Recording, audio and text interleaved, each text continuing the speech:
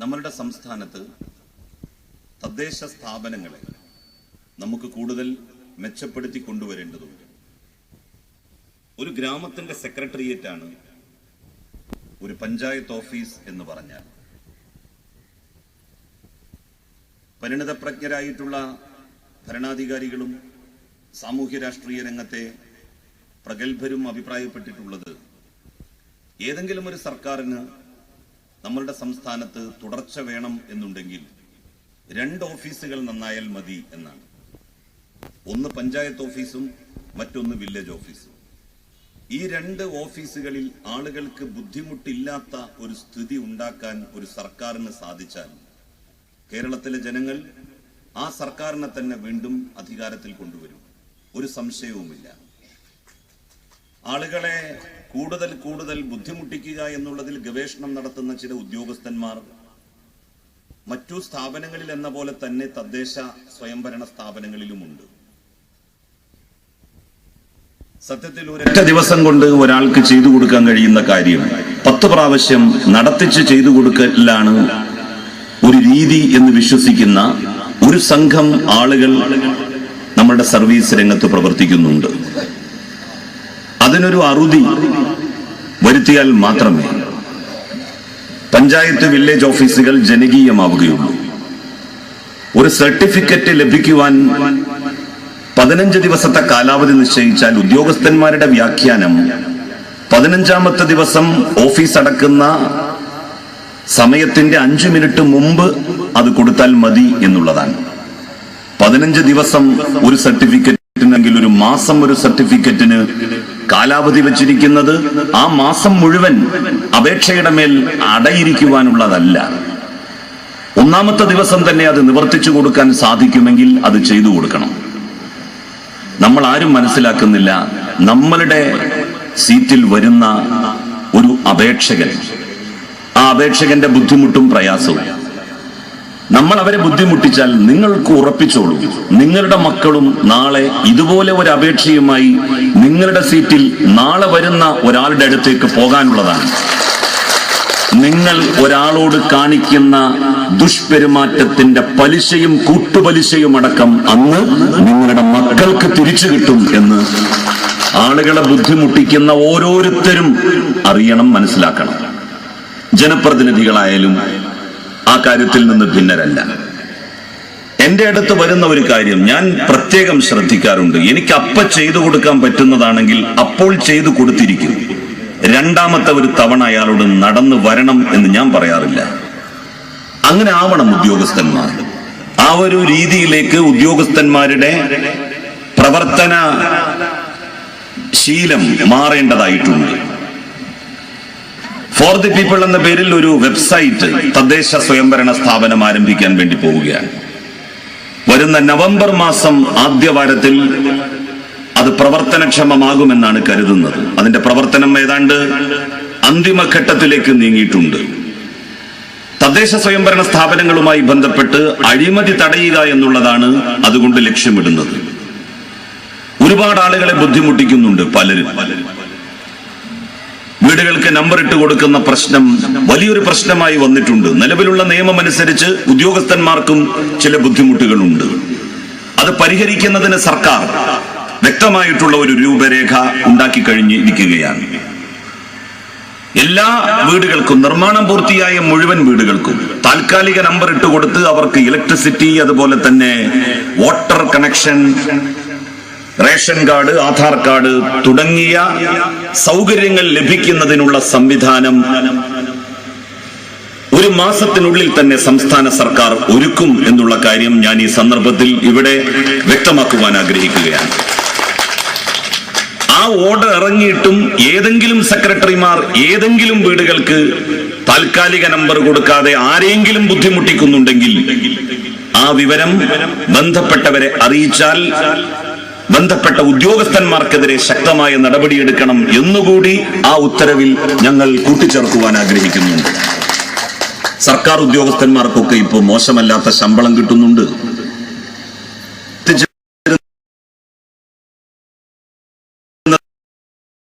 എങ്കിൽ മന്ത്രിയായിട്ട് കിട്ടുന്നതിന്റെ ഇരട്ടി ശമ്പളം എനിക്ക് കിട്ടുമായിരുന്നു. മറ്റുള്ളവർക്കൊക്കെ മോശമല്ലാത്ത നല്ല ശമ്പളം ലഭിക്കുന്നുണ്ട്. കൈക്കൂലി വാങ്ങേണ്ട ഒരു സാഹചര്യവും ഉദ്യോഗസ്ഥന്മാരെ സംബന്ധിച്ചിടത്തോളം നിലവിലില്ല. ഇപ്പോ എല്ലാ ഉദ്യോഗസ്ഥന്മാരും ഒരു കാര്യം മനസ്സിലാക്കുന്നത് നല്ലതാണ്. കൈക്കൂലി വാങ്ങിയ പണം കൊണ്ട് ലോകത്തൊരു മനുഷ്യനും നന്നായിട്ടില്ല.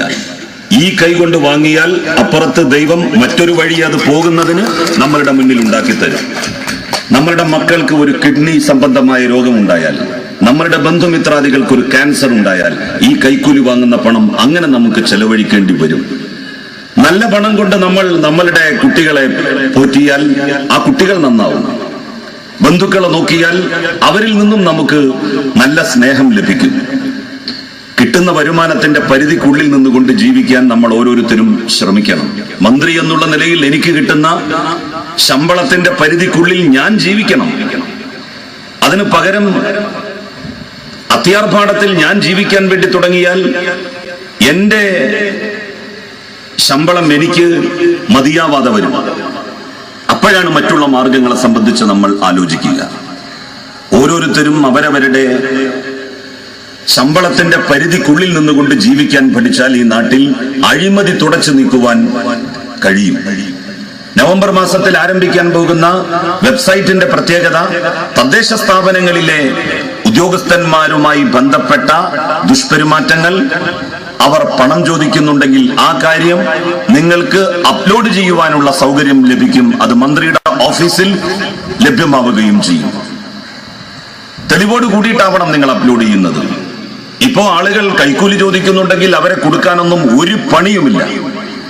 നമ്മളുടെ മൊബൈൽ ഫോൺ ഒന്ന് ഓണാക്കി ബന്ധപ്പെട്ട ഉദ്യോഗസ്ഥനോട് സംസാരിച്ചാൽ അയാൾ കൈക്കൂലി ചോദിക്കുന്നത് നമ്മളുടെ മൊബൈൽ ഫോണിൽ റെക്കോർഡാവും. ആ റെക്കോർഡ് നിങ്ങൾ ഫോർ ദി പീപ്പിളിൽ അപ്ലോഡ് ചെയ്താൽ അന്വേഷണം പോലുമില്ലാതെ ആ ഉദ്യോഗസ്ഥനെ തത്സമയം സസ്പെൻഡ് ചെയ്യാനാണ് സർക്കാർ ഉദ്ദേശിക്കുന്നത്. ശക്തമായ നടപടി അഴിമതിയുമായി ബന്ധപ്പെട്ട് ഉണ്ടാകും.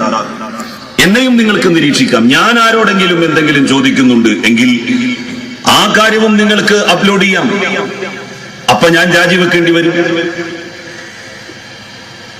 നമ്മൾ തുടങ്ങാൻ പോകുന്ന വെബ്സൈറ്റിൽ ഞാൻ എന്റെ സ്വത്ത് വിവരമാണ് ആദ്യം വെളിപ്പെടുത്താൻ വേണ്ടി പോകുന്നത്. എന്റെ ഓഫീസിലെ ഉദ്യോഗസ്ഥന്മാരുടെ സ്വത്ത് വിവരമാണ് ആദ്യം വെളിപ്പെടുത്താൻ വേണ്ടി പോകുന്നത്.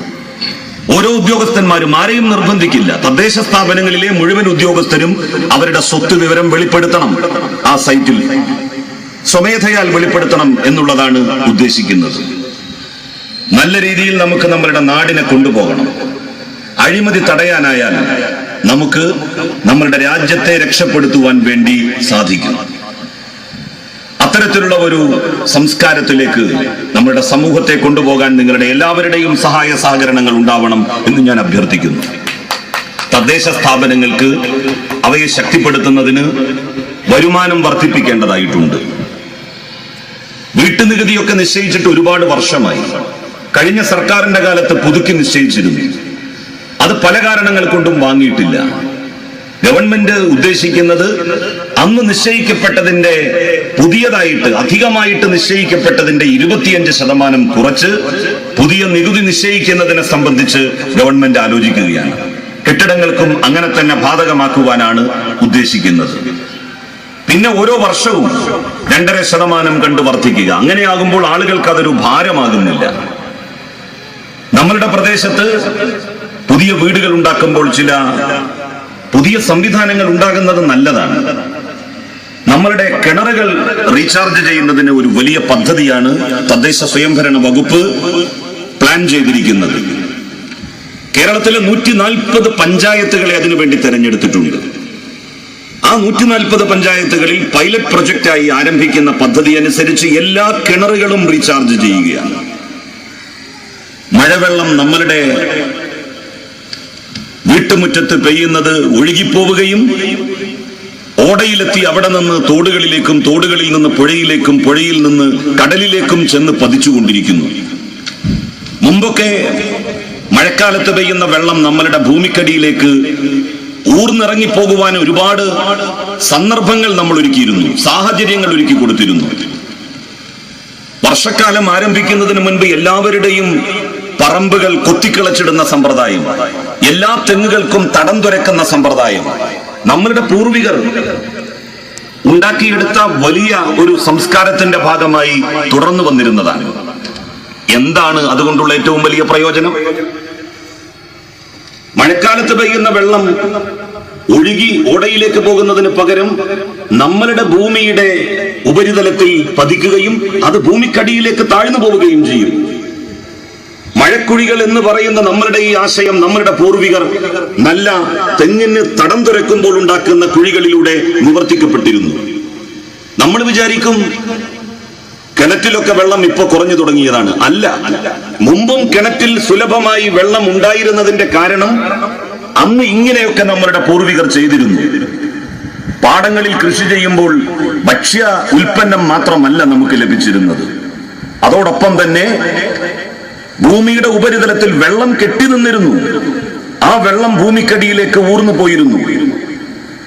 കൃഷി ഇറക്കാത്തത് കൊണ്ട് കൃഷി ഉണ്ടാകുന്നില്ല എന്നുള്ളത് മാത്രമല്ല, ഭൂമിയുടെ അടിയിലേക്ക് വെള്ളം ഊർന്നു പോകാനുള്ള സാഹചര്യവും സന്ദർഭവും നമ്മൾ ഇല്ലാതാക്കുകയാണ്.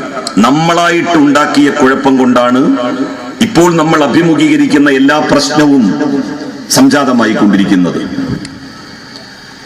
വെള്ളം എങ്ങനെയാണ് ആളുകൾക്ക് എത്തിക്കുക? ഭൂമിക്കടിയിൽ വെള്ളമില്ലെങ്കിൽ സർക്കാരിന്റെ പണം ഉപയോഗിച്ച് നിങ്ങളുടെ വീട്ടിലേക്ക് പൈപ്പിട്ട് തരാൻ പറ്റും. വലിയ പമ്പ് ഹൗസുകൾ ഉണ്ടാക്കാൻ വേണ്ടി പറ്റും. ഭൂമിക്കടിയിൽ വെള്ളമുണ്ടാക്കാൻ ഏത് സർക്കാരിന് സാധിക്കും? നമ്മൾ ഓരോരുത്തരുമാണ് ഭൂമിക്കടിയിൽ വെള്ളമുണ്ടാകണമെങ്കിൽ ചെയ്യേണ്ട കാര്യങ്ങൾ ചെയ്യേണ്ടത്. അത് നമ്മളാരും ചെയ്യുന്നില്ല. എല്ലാ കിണറുകളും റീചാർജ് ചെയ്യാനുള്ള സംവിധാനം ഉണ്ടാകണം. നമ്മളുടെ വീട്ടിന്റെ മുകളിൽ പെയ്യുന്ന മഴവെള്ളം മുറ്റത്തേക്ക് വന്ന് അത് ഒഴുകിപ്പോകുന്നതിന് പകരം അവിടെ നിന്ന് തന്നെ അത് സംഭരിച്ച് ഒരു ചെറിയ ഫിൽട്ടറിലേക്ക് കൊണ്ടുപോയി അവിടെ നിന്ന് നേരെ നമ്മളുടെ കിണറ്റിലേക്ക് വെച്ചുകൊടുക്കുന്ന സമ്പ്രദായം, വെൽ റീചാർജിങ് സമ്പ്രദായം, കിണർ റീചാർജ് ചെയ്യുന്ന സമ്പ്രദായം ഓരോ വീട്ടിലും ഓരോരുത്തരും സംവിധാനിക്കണം. ഇങ്ങനെ ഒരു പദ്ധതി നടപ്പിലാക്കാൻ വേണ്ടി പോകുമ്പോൾ അത് ആദ്യം ചെയ്യേണ്ടത് ആരാണ്? ആ വകുപ്പിന്റെ മന്ത്രി എന്നുള്ള നിലയിൽ ഞാനാണ്. ഞാൻ എന്റെ കിണർ റീചാർജ് ചെയ്യുന്നതിനുള്ള സംവിധാനം ഒരുക്കിയതിന് ശേഷമാണ് നിങ്ങളോട് അതൊരുക്കണം എന്ന് പറയുന്നത്. അല്ലാതെ വെറുതെ വന്ന് ഒരു വിടുവായത്വം നിങ്ങളോട് പറയുകയല്ല. സത്യൻ ഉൾപ്പെടെയുള്ള ആളുകൾ, പഞ്ചായത്ത് മെമ്പർമാർ, ജനപ്രതിനിധികൾ അവരവരുടെ വീട്ടിൽ വെൽ റീചാർജ് ചെയ്യുന്ന ഈ സംവിധാനം ഒരുക്കണം. എന്നിട്ട് നാട്ടുകാരോട് പറയണം നിങ്ങളും ഇതൊരുക്കണം എന്ന്. അപ്പൊ നാട്ടുകാർ കേൾക്കും. നല്ല വെള്ളം ഉണ്ടെങ്കിലും റീചാർജ് ചെയ്യാം. ആ വെള്ളം മറ്റു കിണറുകളിലേക്ക് ഭൂമിക്കടിയിലൂടെ പോകും. ഞാൻ പറഞ്ഞുകൊണ്ടുവരുന്നത് ഇത്തരത്തിലുള്ള കാര്യങ്ങൾ പ്രാഥമികമായി നമ്മൾ ചെയ്യേണ്ട കാര്യങ്ങൾ നമ്മൾ ചെയ്തെങ്കിൽ മാത്രം ഈ ഭൂമുഖത്ത് നമുക്ക് നിലനിൽക്കുവാൻ വേണ്ടി കഴിയും. മാലിന്യ സംസ്കരണം ഒരു വലിയ പ്രശ്നമായി മാറിയിരിക്കുകയാണ്. ഓരോ വീട്ടിലും ഒരു മാലിന്യ സംസ്കരണ സംവിധാനം ഉണ്ടായാൽ നമുക്ക് ഈ മാലിന്യ പ്രശ്നത്തെ അഭിമുഖീകരിക്കുവാൻ വേണ്ടി കഴിയും. നമ്മളൊക്കെ നമ്മളുടെ വീട്ടിന്റെ അകത്തളം വൃത്തിയായിട്ട് സൂക്ഷിക്കണം എന്നേ കരുതുന്നുള്ളൂ. നമ്മളുടെ വേസ്റ്റ് മുഴുവൻ അപ്പുറത്തേക്ക് നമ്മൾ വലിച്ചെറിയുകയാണ്, പൊതുസ്ഥലങ്ങളിൽ കൊണ്ടുപോയി ഉപേക്ഷിക്കുകയാണ്. ഇത് നാട്ടിലുണ്ടാക്കുന്ന ആരോഗ്യ പ്രശ്നം ചെറുതാണോ? ഒന്നും ചെയ്യേണ്ട. നമ്മളുടെ വീടുകളിൽ ഉണ്ടാകുന്ന മാലിന്യങ്ങൾ സെഗ്രിഗേറ്റ് ചെയ്യണം, വേർതിരിക്കണം. പ്ലാസ്റ്റിക് ഒരിക്കലും ജൈവ മാലിന്യത്തിന്റെ കൂടെ കൂട്ടിക്കുഴക്കരുത്. പ്ലാസ്റ്റിക് ഒരു ബിന്നിലിടുക, അല്ലെങ്കിൽ ഒരു സഞ്ചിയിലിടുക. ജൈവ മാലിന്യങ്ങൾ ഒരു ബക്കറ്റിലുമാക്കുക. അങ്ങനെ വന്നാൽ ഈ ജൈവ മാലിന്യവും അതുപോലെ തന്നെ പ്ലാസ്റ്റിക് വേസ്റ്റും ഈ വേസ്റ്റുകൾ ഇതൊക്കെ തന്നെ നമുക്ക് വേർതിരിച്ചാൽ പെട്ടെന്ന് മാലിന്യ സംസ്കരണത്തിന് സംവിധാനം ഉണ്ടാക്കാനാകും. ചെറിയ ചെറിയ ബയോഗ്യാസ് പ്ലാന്റുകൾ നമ്മളുടെ വീട്ടിൽ സ്ഥാപിച്ചാൽ മാലിന്യ സംസ്കരണം യാഥാർത്ഥ്യമാകും. 15-18 സെന്റ് സ്ഥലത്ത് വീട് വെച്ച് താമസിക്കുന്നവർ ബയോഗ്യാസ് പ്ലാന്റ് ഉണ്ടാക്കിയാൽ അവരുടെ വീട്ടിലെ മാലിന്യം മാത്രമല്ല, തൊട്ട് അടുത്തുള്ള മാലിന്യങ്ങളും കൂടി ശേഷമുള്ള സമ്മേളനം, ആ സമ്മേളനത്തെ അഭിവാദ്യം ചെയ്യുക കൂടി ചെയ്തുകൊണ്ട് ഞാൻ എന്റെ വാക്കുകൾ അവസാനിപ്പിക്കുന്നു. നന്ദി, നമസ്കാരം.